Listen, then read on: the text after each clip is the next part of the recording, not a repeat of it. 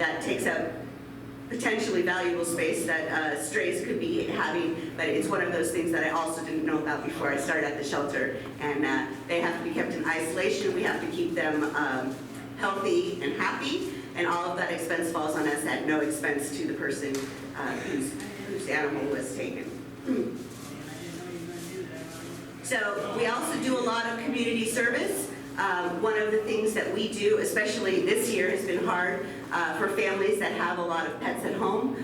We offer donation food if we have it available. So we would much rather that the animals stay with their family than come to the shelter. And whatever we can do to help that situation stay that way, we're working towards that. So we give out cat food and dog food to families in need when we have it available. We also offer a number of fundraising events. If you guys haven't heard from me in the past, I do a fundraiser nearly every month for the entire year. So from April to October, we always have something going on. We've had the Wiener Dog races, we have a Pars for Paws golf tournament, we have a giant garage sale that Anita Wirtz, one of our board members, does every year, which is wonderful. Last year it was a huge event because I guess during COVID everybody was cleaning up, and we had more stuff than we even knew what to do with. It was a pretty fantastic garage sale, and that one happens right off of Trafalgar Road. We also have some smaller events. At Allen's Supermarket, we hold a little brat fest where we serve hot dogs and get everybody out there to meet and greet with their animals. We also have a chip and dip event where people can bring their dogs to the animal shelter to get microchipped. We're doing a number of things. We also go to a number of the markets, so if you ever end up at Bella Vista's Farmers Market or at First Friday down in Bentonville, you'll see us down there. As you can imagine, we're doing a lot of running around and making sure that the shelter name is out there. Because of our diligence in trying to market our shelter, we were also featured on Fixer to Fabulous. Has anybody ever heard of this makeover show before? A couple of you? Your wife have. A couple of you, fantastic. So last Christmas, they featured us as their holiday makeover special. The Mars team was great for us, and what they did is they came in, they decided that we were a deserving nonprofit, and they made over our entire front office. It's beautiful, it's all slatted wood, the paint is wonderful, new countertops, cabinets. The dogs are enjoying it a lot too because wood is one of those things that they really like to destroy. So if you want to come and see our renovations, I'll ask you to come sooner rather than later because they may not last through another year, we're hoping. But it was a wonderful event. We closed down the shelter for about 3 months during COVID. They came and did these renovations for us, televised the whole thing, and now we have followers in Australia and the Philippines, and I mean, it's more than we could have asked for, and we felt so deserving that we were the animal shelter that they chose. We also rehome pets, of course, so if we have an animal that comes in, we hold that animal for 7 to 10 days looking for its owners. The reason we have a little bit of a variance on how many days is because especially now during the holiday season, if someone's on vacation and they don't know that their animal's been away while the pet sitter was watching it, then we want to make sure we hold for 10 days so that they can get back from vacation, realize their animal is missing, and then contact us. One of the other things that comes up a lot in conversation is jurisdiction. We only service the city of Bella Vista. And so people out in the county or at the Bentonville border, they ask us why we won't take their animals. And the reason we're so particular about that is because wherever that animal is lost, that's where its people are going to be looking for it. So we've had dogs come to us from Texas, from way up in Neosho, and you're like, don't bring them to us. Like, you need to bring them to someplace that's close by so that their people, when they start looking for them, know where to look for them. And that causes a lot of frustration. Again, this year has been tough on families with pets. A lot of them have been downsizing and moving into apartments where there's a limit on how many animals you can take. And so we've had a number of people trying to rehome their pets. If you are looking for a pet and your local animal shelter doesn't have, the type or the breed that you're searching for, we ask that you look at one of the NWA rehoming sites, either on Facebook or any other avenue. Pet Finder is also a good one to help try and rehome these pets that people are having to right size and remove from their life. Social media was my big learning curve. I thought I had a good handle on what it was to do social media, but when you're doing it for a public company like this, it requires a whole set of skills that I didn't necessarily have in my marketing background. But we try to keep a good balance going of these are the animals that are lost on our Facebook page, and then these are the things that we're doing for the community. And we have a great group of followers. About 15,000 people follow our Facebook page, which we really appreciate. And again, that helps get the word out about lost animals. It helps us with our adoption rates. Plus, it helps us promote our advocates and our partners in the community by saying, hey, so-and-so, the men's club invited me over to speak, and these were the things that we found out about it. And so it's a nice community interaction that I think is beneficial for all of us. And then the last thing that I have to keep track of all the time is all the new rules for nonprofits, making sure that we're compliant with all of our taxes, making sure that we're following audit procedures and inventory procedures, because as a nonprofit that's not owned by anybody except for everyone in the community, it is beneficial. It's required that all of my books are open for anybody to take a look at, and I want to make sure that it all makes sense and that we're crossing every T and dotting every I. That was a lot of information. I'm sorry. So these are the events that we had last year, just to give you an idea. So I talked about a bunch of them. Cinco de Meow is one that we're just starting to ramp up. Last year, unfortunately, it got canceled due to thunder, so May showers wiped me out for that one. But I'm trying to really start an event that celebrates cats, because all of our events are dog related. And the main reason for that is you just can't take cats out in public and socialize with them like you can a dog. So the dogs make for easy events, the cats are a little bit tougher, but I will get a cat event on our calendar eventually. So these are some of the things that we do. Wiener Takes All is probably our biggest event, where we usually have about 800 people show up out to the softball course out at Loch Lomond, at the dam there. And we have wiener dogs and corgi dogs that are running races, relay races, and it is just about the most hilarious thing you've ever seen. We have people coming from as far as Wisconsin and Texas up to run their dogs here, and it's one of those things that through word of mouth and sort of natural progression has become our big ticket event. And we can't thank Ron Krolikowski enough. He was the president of the board for a little while, and he brought the wiener dog races to us, and I mean, it's one of those things that we just try to capitalize on and make sure that the whole event comes together and has a great time. Next year we've got some big plans. We're actually going to have some shade and some tents. We're going to make the track a little bit longer so more people can see what's going on, because when you have very, very small dogs on a very, very small course, it makes for a tight squeeze in there. The events that are going on right now are Giving Tuesday, which we had on November 29th. That's a day where we celebrate basically giving out to the community. So one of the things that we promoted this year for Giving Tuesday was that we're starting what we call a TNR program, and that's a trap, neuter, and return. Mike was nice enough to give me a beautiful picture book filled with songbirds. There has been some national recognition that songbird population is depleting at an alarming rate, and they think it has to do with cats that have been released into the wild. And so what we're trying to do for Bella Vista is deplete this outdoor community cat population. And the way we're doing that is we're looking for people who are feeding outdoor cats, asking them to give us a call and put us on a list. We will come out and trap those cats and make sure that they are all spayed or neutered so that they can't reproduce.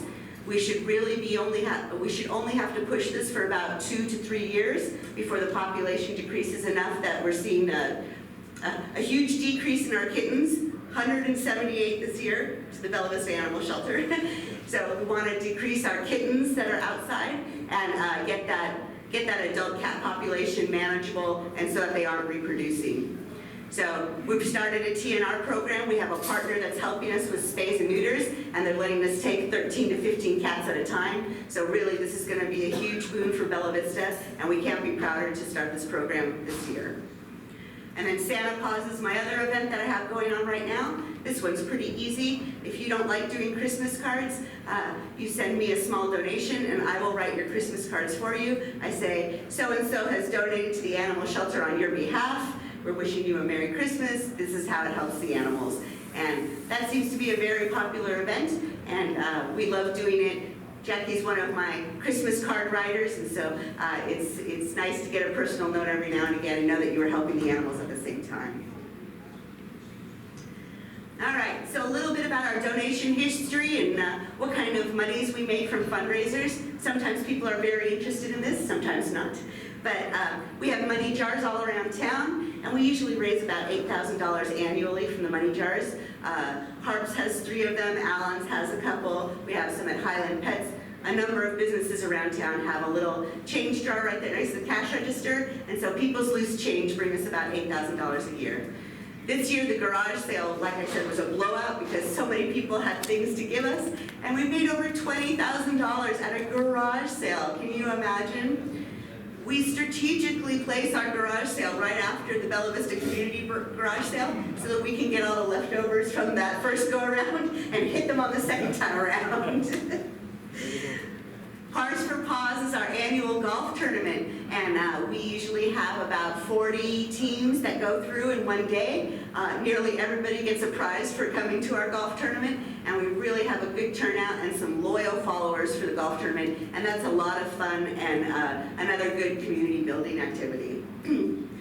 We do a membership drive every year. Usually we put an insert in the water bill. That seems to work out pretty well for us, and we raise about $11,000 on that one. Guardian Angels is a program that was started, years ago, and it was to support the long-term care of our animals.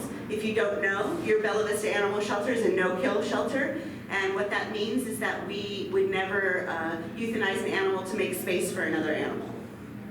So the only time that euthanizations would happen is if they have some sort of a medical condition or some sort of aggression. And so because we're a no-kill shelter, we have a number of animals that have been with us for some time. We have one resident, a dog resident, that has been with us for over 6 years, and we have at least 3 cat residents that have been with us for 13 years. So this Guardian Angel program, what I do is I send you a picture of your angel, and I tell you a little bit about the status, how they came to the shelter, what we know about them, how their year has been going, and how their care has been, and people donate about $10 a month to help support that animal. And that one's worked out really great for us. Betty White last year, there was a big organic effort to support animal shelters in the name of Betty White. And so we've now put the Guardian Angel program in honor of her, and people have been wonderful, and we have a number of monthly contributors that are now on the Guardian Angel program. Giving Tuesday, as I mentioned, was a day of community outreach, and we raised about $8,000 for that. And that all goes to support that TNR program that I was talking about helping the community cats, making sure we have a reserve to get cats fixed. Santa Paws is the Christmas card one that we spoke about, and then of course legacy gifts from people who have passed and have left us, have named us in their estate. So we talked a little bit about Fix Her to Fabulous. It was a pretty great exposure for us. Unfortunately, it was right at the time that we were transitioning between executive directors, so I'm not sure we capitalized on it like we should have, but not everything's about money, right? So we're trying to keep on promoting that, and basically what I've done here in the presentation is I've provided the URL and the password if you want to see the episode, and I can email it to you all if anybody's interested in watching. It's one of those things where if you missed it, you just can't find it again.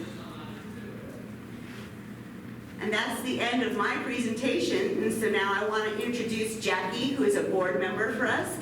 She started on the board last year, and she has been a huge help to me. She is running for secretary this year. January is our, what am I going to say? Our big annual meeting where everybody gets to vote on board members, and we are actively looking for applications for people to join our board. And I will say that there are big changes afoot, so if you'd like to be part of directing how the animal shelter grows, please email me, stop by and see me, and fill out an application. We would love to have you on the board come 2023.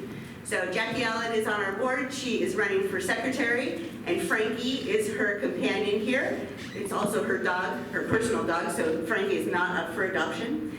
Frankie has had has had obedience training and some tricks. You ready? And so she's going to show you Frankie's little tricks. Spin around. Spin around. Spin around. Hey. Shake. Good job, buddy. So Nancy, how many dogs do you have right now at the shelter? Currently at the shelter, I have 38 dogs, and I have 49 cats. I will say a fair portion of the cat population is going to be with us forever. I think at this moment in time, I actually only have about 8 adoptable cats. I have 5 kittens going in next week to get fixed. None of our cats can be, or none of our animals can be adopted before they are spayed or neutered. We will not let them off the property without that. No matter how many times you get a handshake agreement of course I'll take them to the vet and get them fixed. One of the policies at the Bella Vista Animal Shelter is that if for some reason you can no longer have your dog in the future, you can always bring it back to the shelter if you adopted it from us. And so we have had at least 2 that have come back not fixed, and we're like, how did this happen? We adopted this animal out, it had to have been fixed. So we know that people aren't necessarily following through on their obligations to get their animals spayed or neutered. So now it is our strict policy that they will not leave the premises before they are. Yes, sir. Does the city support the animal shelter, and to what degree? So yes, the contract that we have with the city of Bella Vista and the police department is that they have an ACO officer, and that ACO officer is a fantastic partner to us, and she will collect the dogs or whatever and works closely with us. And then we charge a one-time fee for every dog or cat that is brought in. And so at the end of the month, we provide them with an invoice of this is how many animals you submitted to us. And I would say that our contract with the city of Bella Vista pays for roughly 20% of our operating costs. Perfect.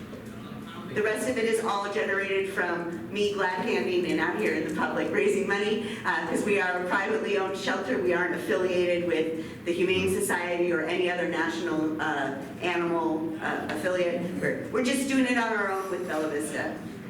Yes, sir. Does the chip that you put in a cat or dog only give you the information of the owner or a number, or how does that work?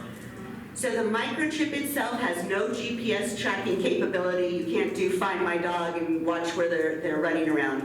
It literally just has a 16-digit number. We put that number into a microchip decoder. The first 3 digits will tell us what company sold that chip.